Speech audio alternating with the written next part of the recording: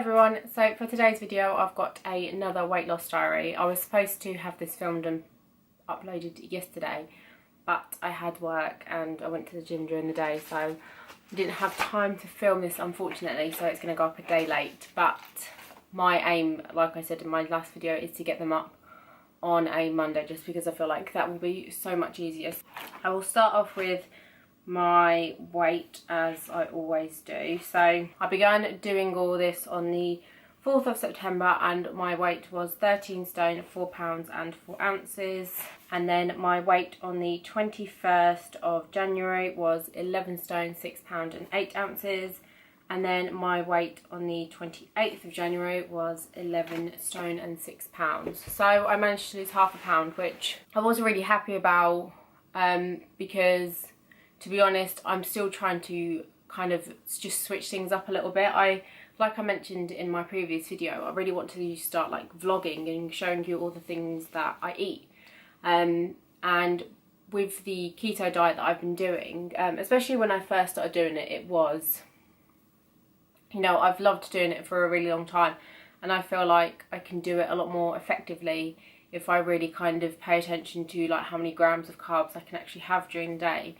Because even though it's easy to kind of follow the diet without doing all that, I don't think that it's as effective as what it could be if I was sort of weighing everything out and doing all the percentages and grams and everything properly. So yeah, that's definitely something that I really want to start doing, and I'm really looking forward to doing that because I feel like I'll be able to make so many different meals. There's a couple of other things that I really want to try as well. I've mentioned before, but you can go on a keto calculator and put in like your weight and your height and everything like that, and it will tell you like how many grams of carbs, fat and protein you should have during the day to kind of stick to keto and sort of be in ketosis.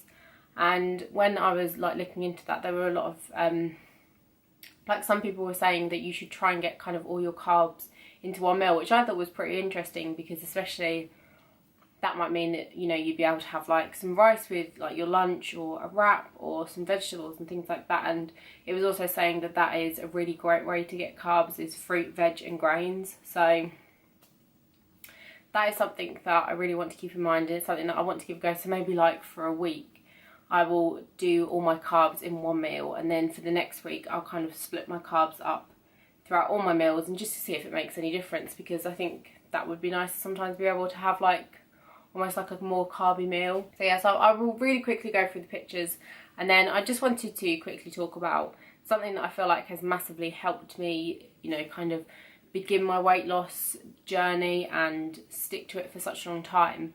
So this is the front picture.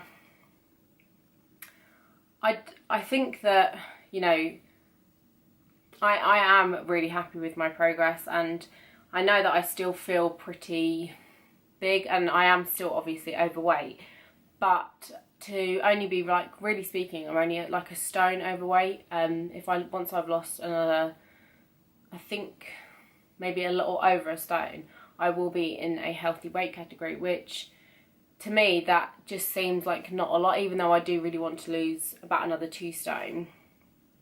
I know that it's not going to be impossible for me to at least lose another stone, but I just really wanted to get myself into a good kind of routine to be able to do that, and in as healthy way as possible. So that's the front picture. The side picture, as always, I'm really happy with. I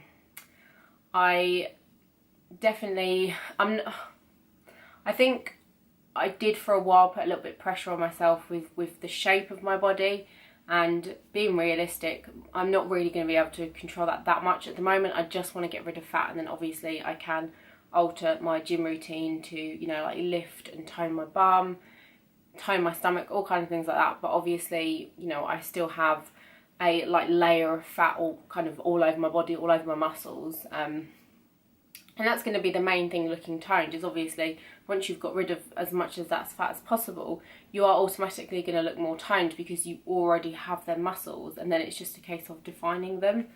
And then this is the back picture, which, you know, like, it's the same thing with my back as well. I'm not going to have like a really nicely defined back until I've got my body like fat percentage down by, you know, at least another 20%, I'd say. So they are all of the pictures. One thing that I've always kind of really neglected to think about any time I've lost weight or gained weight is to really think about why I've gained weight. And obviously, you know, you could just say it's overeating, which is a pretty general reason why a lot of people do put on weight. But I also, this time around, kind of thought about why I was overeating, like what made me do it, because obviously, you know, I'm not, as far as I'm aware, I don't have any like metabolism problems or anything like that. So there should be no like medical reason as to why I am feeling like I have to eat so much all the time, or what I used to do anyway. So, you know, there are a lot of other reasons to it. And I started to take a look at my habits. Everybody has habits. Everybody has daily habits, weekly habits, anything. And the problem is once you're in a habit of something, it is incredibly difficult to break the habit. People that are smokers, obviously, you know, they can't just stop smoking one day and that's fine. They're so used to it that they feel like they need it. They feel like they need to do it, whereas, you know, it's like the nicotine in the cigarette is the addiction. So it's very hard for them to break the habit. And one thing that people normally say to smokers is you need to replace the smoking habit with something else. Every time you want to have a cigarette, do something else. You know, have like a stress ball, or I've seen a lot of people have like hold pencils in between their fingers. So it almost seems like they're having a cigarette, but they're not. So they kind of get some sort of feeling. So I started to kind of look at my day-to-day routine and really pay attention to the things that I was doing. And I could have made probably a whole page list of the things I would do, and that would mean I would put on so much weight. And I'm sure if you're a parent, you will recognise a lot of these things that you're probably doing yourself. First thing that I noticed that I was doing, and obviously I pretty much did this since Brooke was, you know, old enough to be able to eat normal food, is that I would finish her meals. And this would be breakfast, lunch and dinner. So especially when she wasn't at school or anything like that, I would make her like a bowl of cereal for breakfast. And very often, and like I said, a lot of people with children will probably notice this, is, you know, kids don't really tend to eat every single scrap of their meal. You know, there is normally a little bit left, especially with things like cereal. You know, children obviously need a fairly small portion size, but when you're pouring it yourself, you just kind of do like a normal portion. So she would have a bowl of cereal or some toast and she wouldn't finish it. So as I walked to the kitchen, I would find myself just naturally kind of finishing it off and putting a empty bowl next to the sink. This would be on top of me having some sort of breakfast myself, and generally it would be something that's very similar to what Brooke was having, just because it was easier to make 2 bowls of cereal or a couple of rounds of toast or something like that. So that was the first thing. And then obviously with lunch, if Brooke didn't finish her crisps, if Brooke didn't finish her sandwich, I would very regularly just finish that off for her. And again, that would be with me eating my lunch, which would be somewhat similar to what she had. And then the same thing with dinner. And the thing that would normally be worse with dinner is that, you know, Brooke has always had a very kind of simple diet just because she is a fussy child, unfortunately. So she would regularly eat a lot of stuff like pasta or couscous with some chicken, or like chicken nuggets and chips, you know, things like that. And, you know, sometimes if I made too much, I would eat whatever's left. Plus then I would eat my own dinner, and then if she left any, I'd finish off hers. So what I was noticing is that throughout the day, I was probably having what was the equivalent to 2 extra meals just purely by eating while I'm cooking and also finishing off Brooke's dinners. And it was a habit. It was just something that I did. I would walk into the kitchen to take her plate and I would just find myself kind of just sitting there eating, or, you know, we'd be sitting at the table, or, you know, she'd be sitting on the couch or something watching TV and she'd give me her plate and I would just kind of sit there and just eat it and not really realise what I was doing, because it just felt natural. It was a habit that I'd made. So as soon as I started to recognise that I was doing that, one thing that I did, and I still do, is that I do Brooke's completely separate.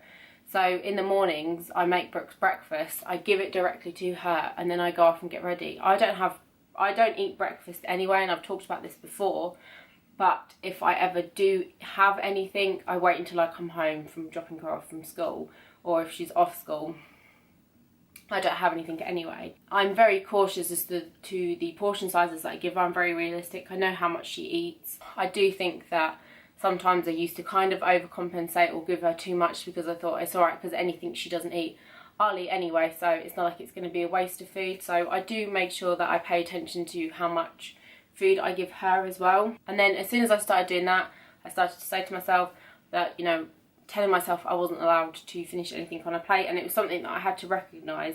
So as soon as she would give me her plate, I would take it, any food I would put in the food bin, and then I'd just pop the plate or bowl straight on the side. And because I knew what I was doing, I very quickly got into the habit of that, and now it's something that never really happens anyway. So that was the first thing.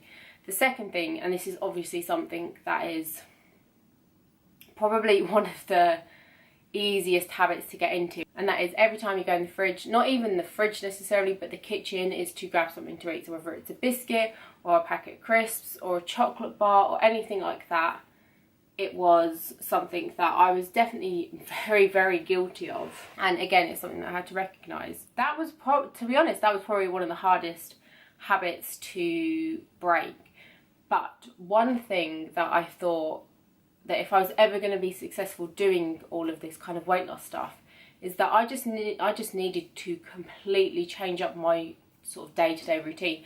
I needed something that was completely brand new, because obviously as soon as you start doing things different from the start, the rest of the day is not going to want to follow naturally, because you're not used to it. You're going to have to kind of force yourself to start new habits. It's all kind of in your head, and it's not something that is impossible to do. So, and I mentioned this when I first started doing it, but when I first joined the gym, which was something I did very quickly after beginning my weight loss sort of journey, was that I used to go to the gym directly after taking Brooke to school. And that was something that completely switched up my day-to-day routine from the start, because I would normally come home and sit down for probably about half an hour and maybe like have a cup of coffee or something like that. So already my habits have been completely broken because I was doing something else, and it was probably one of the best things I did, because then I'd take her to school, I'd walk to work to go to the gym, I'd do my workout, and I would feel a lot more energetic.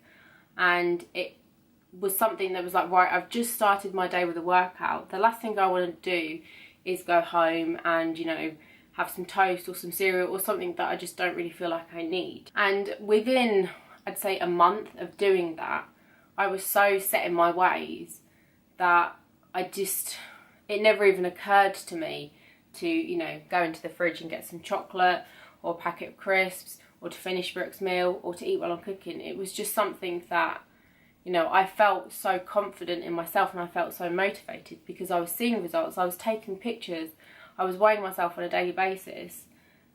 I had created new habits for myself, and I think that's another thing as well that's really important, is if you are documenting your results so that you can physically see it for yourself, that's going to be such a big motivation to be like, no, that chocolate bar that I was going to have is really not worth it. I'm not even really hungry anyway. So I've definitely learned to listen to my body more.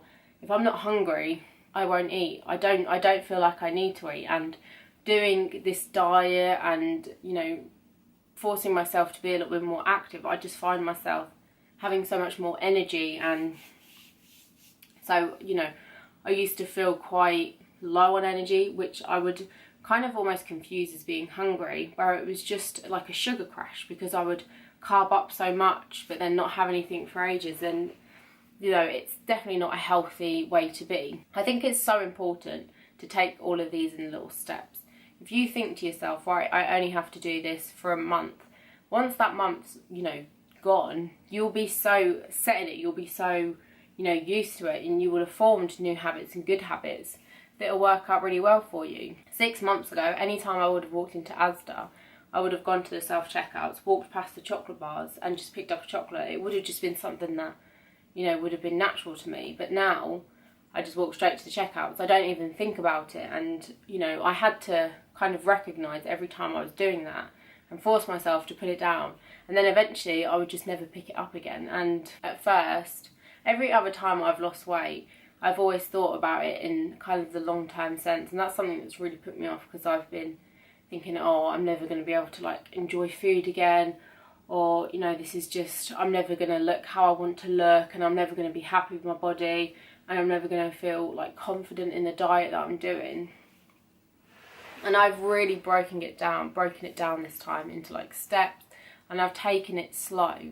and this is the longest I've ever kind of continued to do something like this. And I think that, you know, even with the kind of short break at Christmas, stuff like that's going to happen, and rather than being upset about the fact that I didn't, you know, I went a couple of weeks without being as intense as what I normally am, that's okay. That's not something that's going to matter, and I should be able to take a short break. And it wasn't even really a break, I just wasn't, you know, doing these videos, and I wasn't going to the gym as regularly as what I wanted to do, but I should be able to do that and just be like, right, now I can get straight back into it, and then, you know, that's it. And if I can't trust myself to do that, and if I can't keep myself like motivated to do that, I'm never going to be happy. And one thing that my dad has always said to us is, if we're really unhappy about something, if something really bothers us, we would do something about it. We wouldn't spend all our time kind of moaning and moping and being upset about something unless we were really going to do something about it. And that's something that,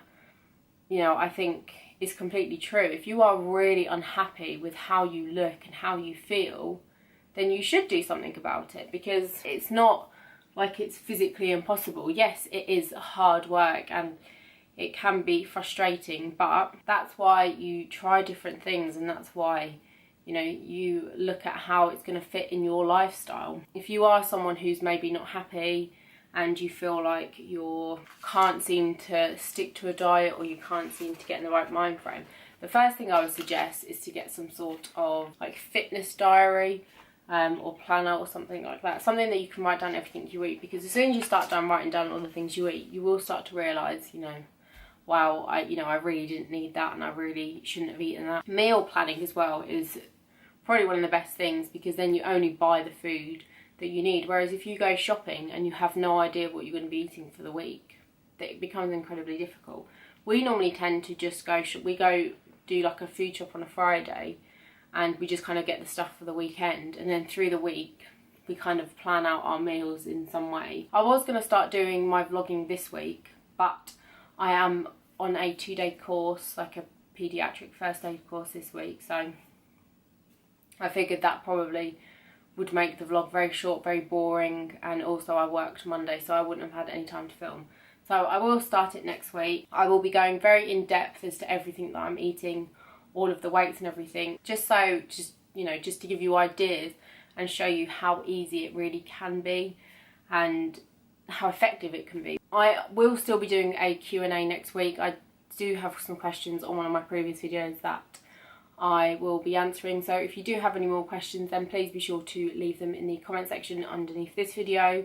They can be anything health and kind of fitness related. If there's anything that you want me to go over more in depth and in detail. If you're struggling to, you know, understand the keto and like all of the weights and how to work all that out, then if you want to message me on here or on Instagram or anything like that, then please feel free to do so. I'll be more than happy to try and help you any way that I can. A lot of the like keto calculator websites that I've been on have told me pretty much the exact same thing anyway, so I'm fairly confident that I have got my like proper measurements and things like that. Thank you so much for watching. Make sure you give this video a thumbs up and subscribe if you haven't already, and I'll see you in my next video. Bye!